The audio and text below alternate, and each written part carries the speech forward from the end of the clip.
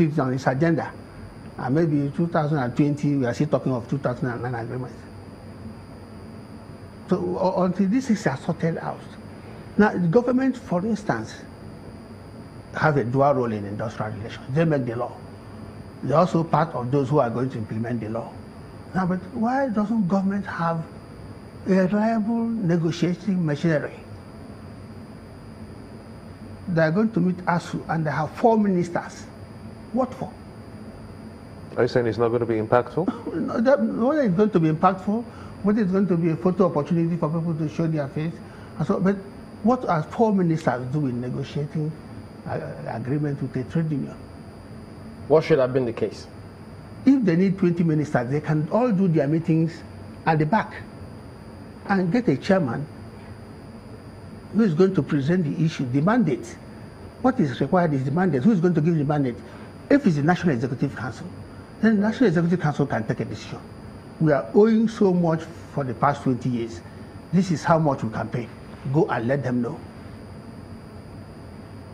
And it will be in the interest of the union to say, okay, if you are owing us 2 billion naira and you can pay 1 billion naira between now and the end of the year, let us work out how the payment is going to be made. And you don't need 4 ministers to go and deliver that. And you see, the way the government looks at it too, it looks like a jamboree. Behind those 4 ministers are about 20 or 40 bureaucrats from various ministries, budget, this, that, finance, and they go there and they think it's a joke. Yeah. Well, do you think that these issues, as serious as they appear or they are to the people that are concerned, especially, say, for instance, the students who are going to be bearing some of these burdens, patients are already being sent home from the hospitals. Do you think that a meaningful resolution can be reached within a couple of days or weeks? Because people at this point, especially for the hospitals, are already complaining and some of them may die. Look, a trade union is a legal body. It can sue and be sued. There are certain areas of our laws we are not pushing. We're not trying to find out what actually can be done. If resident doctors shut down the hospital and people die, their relations can sue. They can sue who? The they doctors? Can sue, no, not the Resident Medical Association is a legal body. That legal body can be sued. In UK, third parties have sued the union, and the union have run out of money in paying damages. Oh. You don't do things. The function of the trade union is not to punish the third party. The people who are in the hospital are third parties. They're not party to the dispute. Students.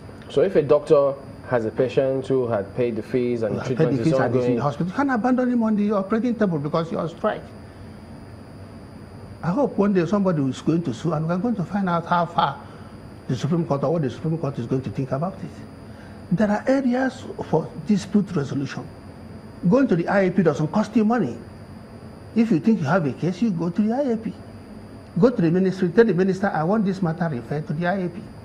And you put down your memorandum showing what your case is, and the other party will answer.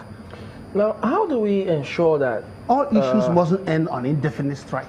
Okay, because if an individual can sue the union, maybe the medical union or workers, if they were treating a patient and abandons that patient in the guise of going on a strike, how do we ensure that, say, government don't take advantage of that by ensuring that poking someone to go to court and then the demands, the genuine demands, not met in this case?